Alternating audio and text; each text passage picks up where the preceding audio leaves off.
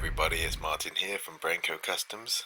Just a quick showcase video of this chef knife that I made a little while back. So this one is a really nice slicing knife. My client wanted this knife to be ultra thin and really good for slicing. No chopping really, but mainly vegetables. So this one I built it from some 2.5mm thick Boller N690. It's really nice steel, holds a keen edge, and this one, it started off 2.5mm thick, but I also added an S-grind to it. Now, for those that aren't familiar, an S-grind is basically a hollowed area on both sides of the blade, but through the middle of the actual bevel.